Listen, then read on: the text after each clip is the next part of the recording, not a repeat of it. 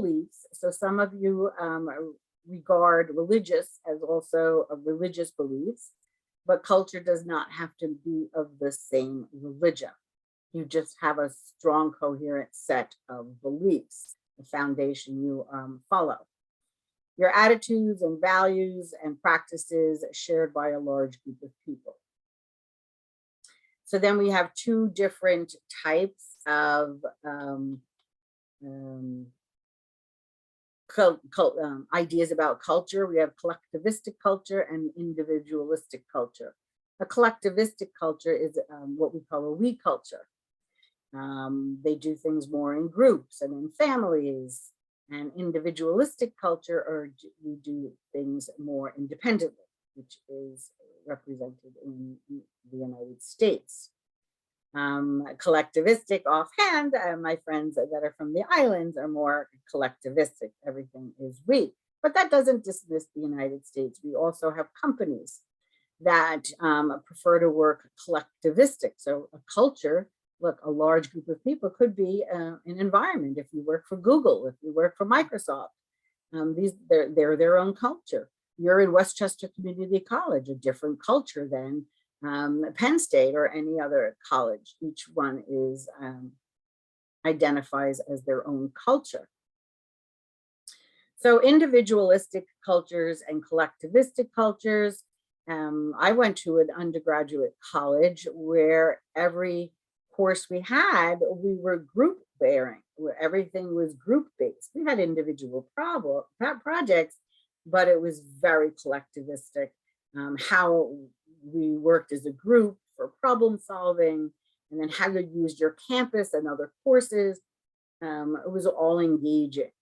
So we do have cultures and separate colleges that may work more collectivistically than individualistically.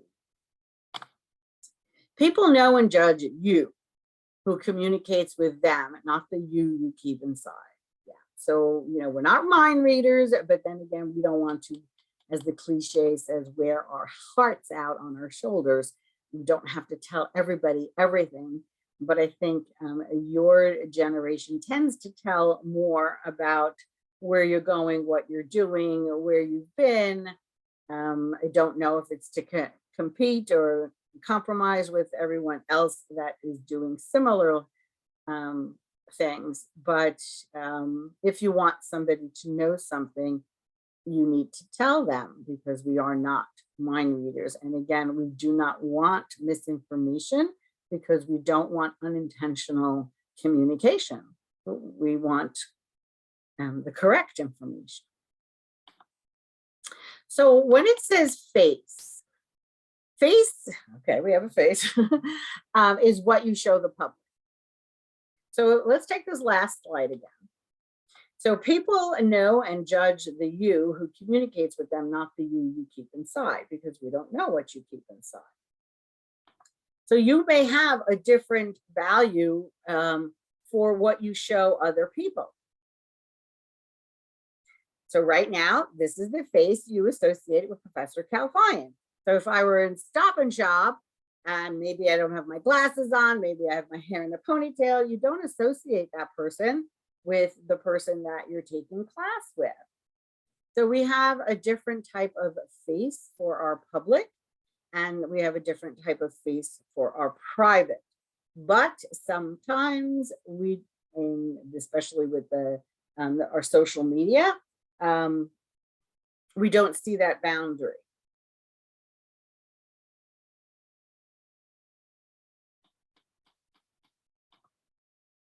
And this is not the mask that we have to wear indoors if you are attending class on campus. A public self designed to conceal your private self. So again, if I'm a doctor, I'm not going to wear my scrubs to Stop and Shop. So that's my private self is shorts and a t-shirt. So I may have a mask self designed to conceal your private self. So I have a very private self. I don't have social media. when I go to the store, I live very far from, not very far, but far enough where I don't run into students, but I do look differently, dress differently. So I do have a public face, and this mask that I wear for school is my public. And it does conceal that I have a boundary between private self and public image.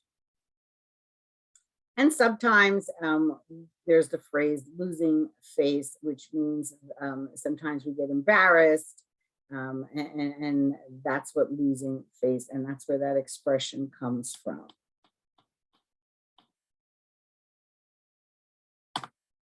Self-disclosure, this word you may have heard before, revealing private information about yourself. So this is what I was saying. So my mask is not revealing private information about myself. I know that everybody doesn't have to know every bit of my private self. Friends, or if I selected to interact with someone that I want to be more than friends with, I like to have a private self. We're not lying, with just certain things we like to keep private. So we don't have to disclose every single thing about us. But more importantly, we tend to self-disclose too much information. Even in a job interview, tell me a little bit about yourself.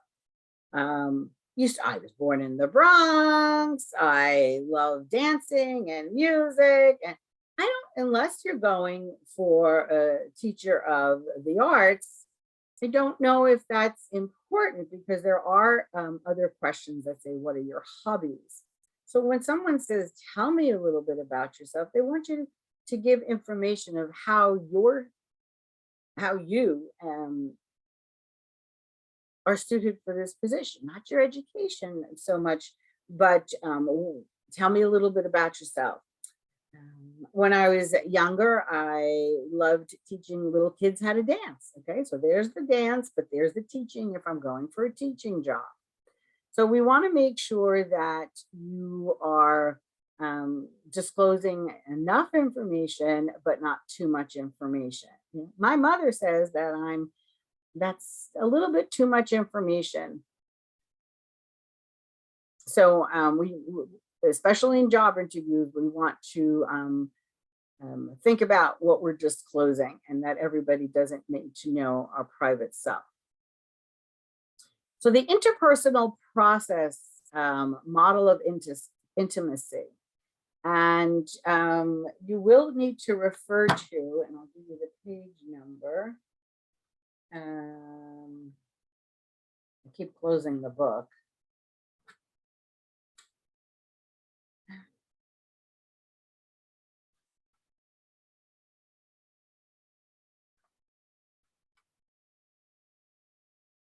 I'm getting there.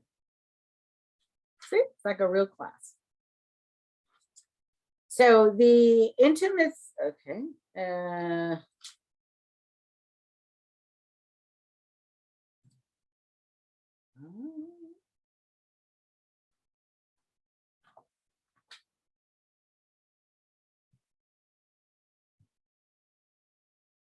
Okay, so on page 45, I'm just trying to see if the next slides talk about this.